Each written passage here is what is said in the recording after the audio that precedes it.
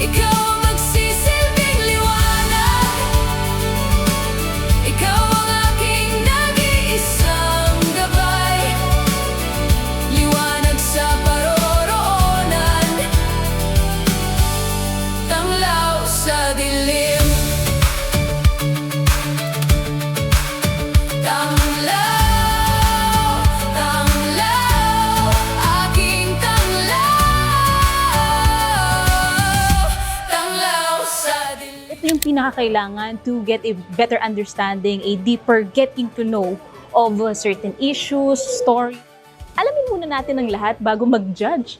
And I think they deserve the love, the care, and the understanding. An eye-opener actually sa lahat-lahat. Nakita po namin na walang naiwang sektor dun sa mga programang inilalatag po ninyo.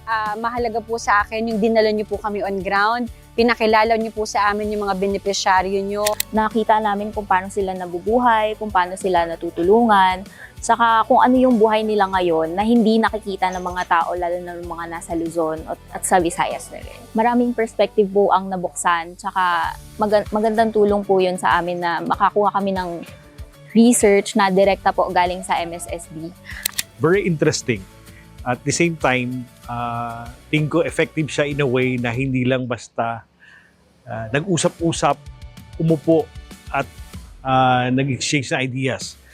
Nakita ko po firsthand kung paano po nagiging continuing o continuous yung mga services po na naibibigay ng MSSD sa mga beneficiary. Just like for example, doon sa Kupkup program. So right after mag-end yung Kupkup program, pag nakatungtong na siya ng 18, meron namang another na validation na gagawin para doon sa beneficiary na yun, para kung saang program naman siya pwedeng mailagay.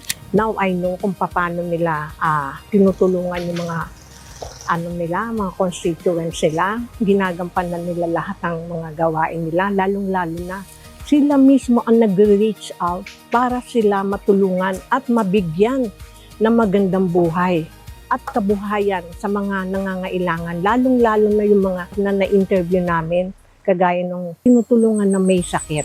May nadaanan kami na isang breast cancer survivor, no, as we call it, kasi biro mo, kung hindi sa tulong ninyo, ang laking gastos niyan, lalong-lalo na kapag nandoon sa Maynila. Na pinaka-epektibo o na tumatak sa akin ngayong araw sa site visit dito sa Bangsamoro Autonomous Region in Muslim Mindanao. On hand ko at first hand kong nakita yung mga programa ng ministry ng Social Services and Development. Kasi nga madalas to o madalang talagang hindi na nakikita sa national na level. Kahit saang sulok dito, merong kwento ng pag-asa at pagsisimula. So, I hope that the public will also be able to see that. Meron sa Mindanao. Meron din dito tayong mga kapatid na may puso, may pangarap, at laging umaasa sa panibagong bukas ng pagsisimula para sa kanilang mga pamilya. Umunlad bilang isang bayan na yun nakikita natin sa iba't ibang mga programa nila. At sa pakikipag-usap namin doon sa mga beneficiaries nito, no, mas na lumalim yung kwento na talagang merong pagkakataon para magbago at muling magsimula. Eliminate na yung mga haka-haka at mga impressions na baka sa big numbers na naka-avail, medyo na to. Siguro may true to the story na no one should be left behind. At nakita ko po, nasaksihan ko kung gaano kahirap yung araw-araw na pamumuhay ng mga residente dito dahil sa kanilang pagsumikap na maabot yung mapakalayo kahit sa dulong-dulo ng farm, napakikinggan pa rin yung mga residente para mabigyan ng tulong. Beneficiaries that I think are deserving of the program kasi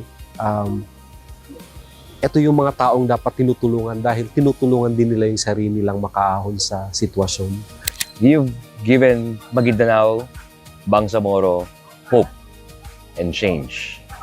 The opportunity to participate dito sa media forum and for the opportunity to go visit some sites around the region para mas maintindihan din namin, mas makapag-connect din kami sa tao at matanggal na yung mga misconception nila na pumapalibot dito. Dito namin nakita na sobrang dami palang programa na ginagawa ang MSSD. Very proud po sila at nagpapasalamat po sila sa MSSD. malaki yung pinagbago ng buhay nila. Mga binibigyan nila ng serbisyo kasi ito po yung, kumbaga, nung pagdating po namin dito, hindi kami sobrang maalam sa kung ano ba talaga yung nangyayari dito. Kahit po mag-research lang kami, minsan ang lalabas po talaga sa top news ay ibasa kung ano mga nangyayari dito. Ang pinakamahalaga ditong parte yung nagkaroon ng immersion at nabigyan kami ng pagkakataon yung mga kasamahan ko sa media na matunghayan, mapuntahan yung mga lugar at yung mga beneficiaries ng programa ng MSSD. So, ganun po kaganda ang mga programa ng MSSD para hindi po kumbaga napapabayaan lang right after the program, isang program, yung isang beneficiaryo. So, continuous po yung nangyayaring programs until such time na maging ready na po yung beneficiaryo to face po the reality. You are one of the best Good Samaritan, as we call it, dito sa atin sa MSSD. Nagpapasalamat ako yung mga programang binibigay ninyo sa mga kababayan ninyo at matulungan in the near future. And good luck and congratulations. Saludo ko and God bless to all at Sukran.